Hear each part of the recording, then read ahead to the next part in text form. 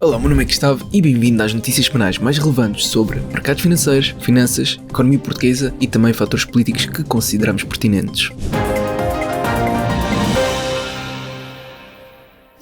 Ainda estou um bocadinho fungoso, mas esta semana quero começar por destacar que o Warren Buffett vai finalmente reformar-se e irá entregar a pasta a Greg Abel, marcando assim o fim de uma era para Berkshire e também para os mercados financeiros. Agora, passando a alguns dados estatísticos relevantes para o nosso país, um dado interessante mostra que 12% dos votos válidos das eleições de 2024 não elegeram nenhum deputado, relevando as limitações no nosso sistema eleitoral. Além disso, no plano económico, a distribuição da população portuguesa adulta por estrutura de rendimentos revela que 49% dos adultos têm rendimentos do Estado e dentro destes 35% são pensionistas, o que claramente cria fortes dependências do Estado. Por outro lado, no mercado acionista, quero também destacar que a Fed decidiu de manter as taxas de juros inalteradas, contrariando a vontade de Trump de as descer. E quanto aos recentes resultados das empresas, destaca a Palantir, que mostrou fortes crescimentos nas vendas e boas previsões para o resto do ano, mas mesmo com estes resultados, os investidores não ficaram convencidos, levando a uma queda de 12% nas ações. Já a Microsoft disparou 7% após apresentar resultados acima do esperado, impulsionado pelo crescimento da inteligência artificial e cloud, registando o melhor dia nos mercados em 5 anos. Além disso, a empresa anunciou um aumento nos preços da Xbox e dos jogos, seguindo uma tendência de aumento de custos devido às tarifas impostas por Trump. A Amazon também lançou os resultados, mas não impressionou os investidores. As vendas da sua divisão de cloud, a AWS, continuam a ficar abaixo daquilo que é esperado pelos analistas e, portanto, as ações da Amazon não subiram após o lançamento destes resultados. Além da Amazon, a Supermicro também desapontou com previsões abaixo do que era esperado e as ações caíram cerca de 4%. E o Airbnb reportou uma queda de 46% nos seus lucros, atribuindo os maus resultados às incertezas económicas globais. Por outro lado, a Eli Lilly apresentou um crescimento de 45% nas vendas, impulsionadas pelos rendimentos associados aos medicamentos para diabetes e perda de peso. No setor petrolífero, o lucro da Chevron caiu 36% até março, atingindo mínimos de 4 anos. Na mesma linha, os lucros da Shell caíram 33% face ao mesmo período homólogo, sinalizando um enfraquecimento deste setor. Noutros setores, a Ferrari surpreendeu positivamente com resultados do primeiro trimestre acima do esperado, subindo cerca de 3% e mostrando assim a resiliência do mercado de luxo mesmo em tempos de incerteza económica. E a Hugo Boss subiu cerca de 5% depois de também apresentar resultados acima do esperado, mas alertou para o declínio da confiança dos consumidores americanos, uma vez que este é o seu principal mercado. Passando a outros temas de destaque, na sequência do apagão, o preço da luz em Espanha disparou quase 300% nos dias seguintes ao fenómeno. E ainda sobre o apagão, estes dados revelam que Portugal é dos países mais dependentes da eletricidade da União Europeia, com 45% do seu consumo energético a corresponder à eletricidade, mostrando-se fortemente vulnerável a acontecimentos destes. Quanto aos dados da inflação na zona euro, a taxa de inflação foi estimada nos 2,2% em abril, mantendo-se estável face a fevereiro, e abaixo dos 2,4% registados em abril do ano passado. Já em Portugal, a inflação acelerou para 2,1% em abril, sendo que estava nos 1,9% no mês anterior. No plano diplomático, o Japão afirmou que não fará acordo com os Estados Unidos sem a revisão das tarifas, mostrando que a pressão internacional contra as medidas de Trump continua a crescer. No mercado das matérias-primas, a OPEP volta a abrir as torneiras do petróleo e os analistas esperam uma queda dos preços nos próximos meses. No mercado das criptomoedas, temos algumas notícias interessantes relativamente à inclusão das criptomoedas nos instrumentos financeiros populares, como, por exemplo, no Brasil, em que o primeiro ETF da Ripple decepcionou e caiu cerca de 10% na primeira semana, acompanhado pela desvalorização da própria criptomoeda.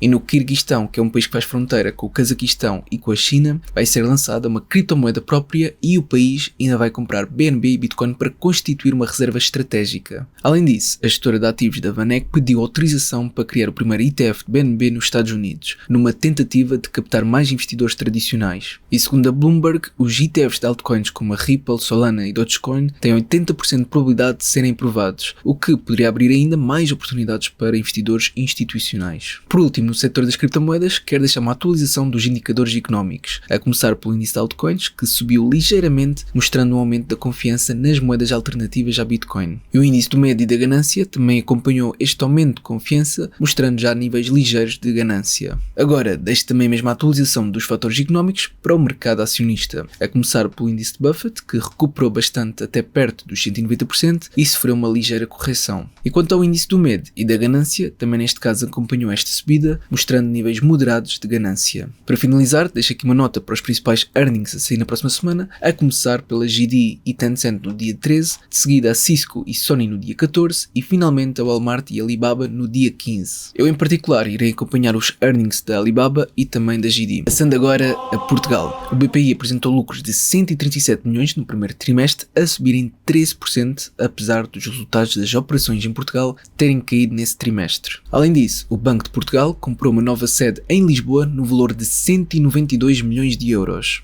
Entretanto, a Mota-Engil lançou uma oferta pública de obrigações até 50 milhões de euros com reembolso em maio de 2030. Quanto a outros destaques nacionais, o investimento em defesa atingiu 1,58% do PIB em 2024, sendo que Portugal é o sexto país da NATO que menos investiu em defesa. No setor energético, as renováveis abasteceram 90% do consumo de eletricidade em abril, evidenciando a força do setor das renováveis em Portugal. Por outro lado, Portugal esgotou na segunda-feira os recursos naturais para 2025, ou seja, os recursos que teoricamente Portugal deveria gastar em 2025 de forma a estar a um ritmo que é sustentável. E para finalizar, o preço das casas para arrendar subiu 5,1% em abril, agravando a crise habitacional no país. Deixem nos comentários o que acharam do vídeo e se acham que seria benéfico para Portugal investir mais em defesa ou utilizar este dinheiro para outras prioridades. Eu espero que o vídeo tenha sido útil. Se foi, não esqueças de colocar um gosto para apoiar e até uma próxima.